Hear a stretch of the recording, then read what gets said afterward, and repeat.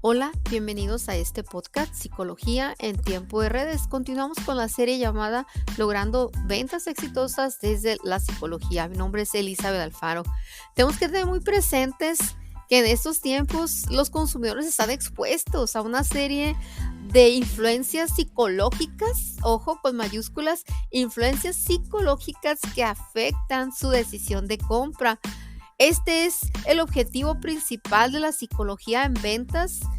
Y te recuerdo también que la psicología en ventas es una herramienta para poder estudiar las emociones del cliente, de cómo percibe, de cómo vive y cómo siente al realizar la compra, cuál es su patrón y sobre todo qué es lo que influye en su toma de decisiones al adquirir tu producto o tu servicio.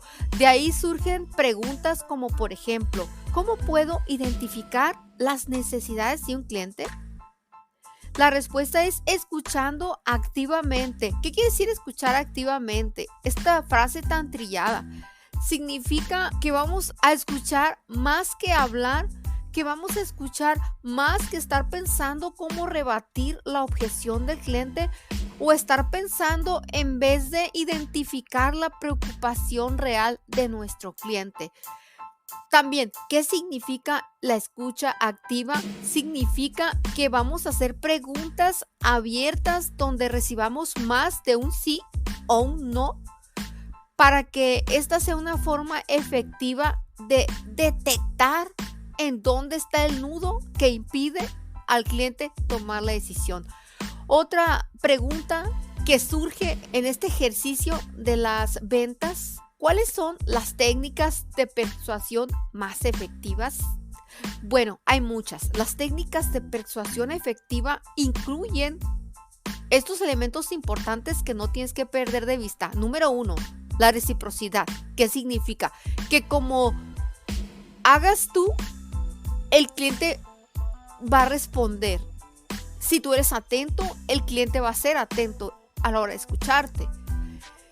Si tú te muestras con un interés genuino y sincero, el cliente se abrirá contigo. Eso significa que sea recíproco, que el interés sea recíproco y que no solo te enfoques en colocar una venta, será un contrato y no volver a ver jamás el cliente. No, esto ya no funciona así. ¿Por qué? Porque las tecnologías de la comunicación están más disponible para todos, porque las redes sociales es un foro para todos y ahí podemos obtener una publicidad muy, muy mala. Ahora, otra de las técnicas de la persuasión es la autoridad.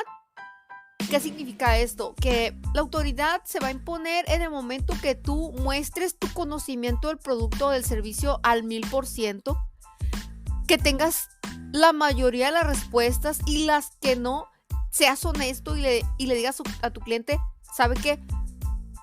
Me disculpo, esa información no la tengo, sin embargo, me comprometo con usted a investigarla a la brevedad. Que se vea ese lado humano en ti y no solo como en el pasado percibían al vendedor como un truán, un charlatán, estafador que quería cambiarnos oro por espejitos.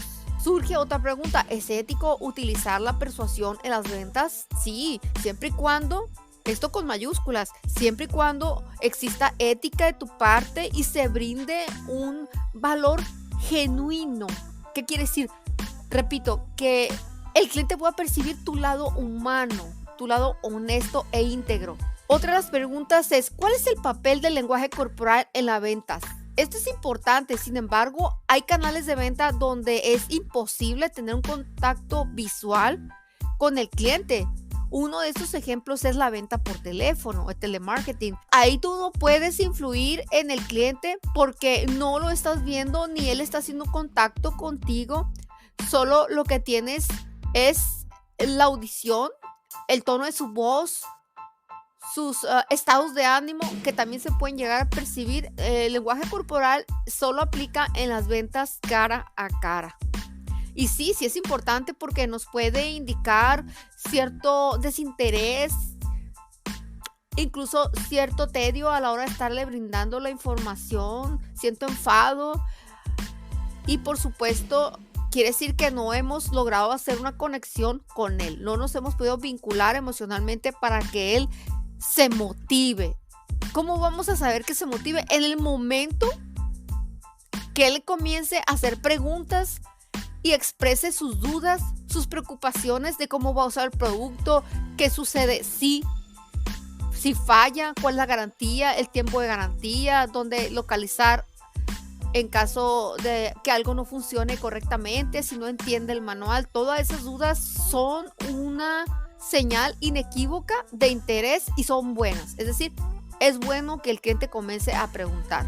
Ahora, otra pregunta es, ¿cómo puedo mejorar mi empatía en las ventas? Bueno, la empatía se puede mejorar practicando, como dije, la escucha activa y mostrando un verdadero interés en las preocupaciones de tu cliente cuando él comienza a externar sus dudas. ¿Qué estrategias son efectivas para la fidelización del cliente?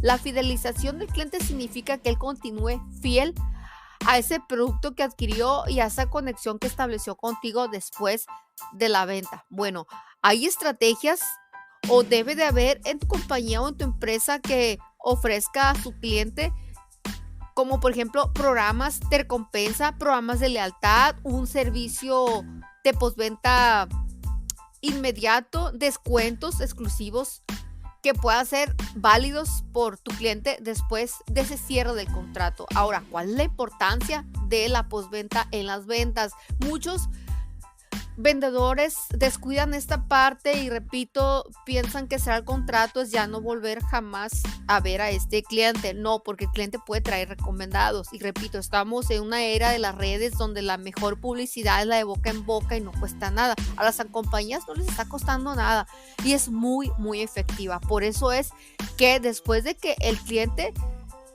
te adquiere el producto, hay que llamarle, hay que contactarlo, hay que visitarlo y saber cómo le está yendo con el servicio, recoger de primera mano las impresiones de la experiencia. Y muchos vendedores o representantes de ventas no lo quieren hacer y evaden este paso. ¿Por qué?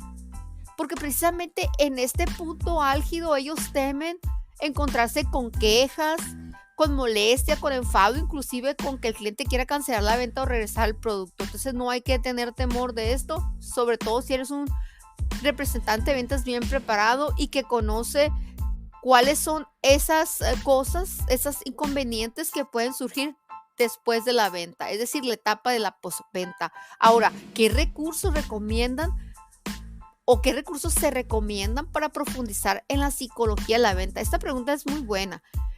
Yo recomiendo libros de marketing, libros de programación neurolingüística, libros que nos hablen de, por ejemplo, de la psicología, entre otros, así como cursos de formación, ingresar a comunidades de ventas con gente experta en el tema, ya que estos recursos nos ayudan a aprender más del campo de ventas.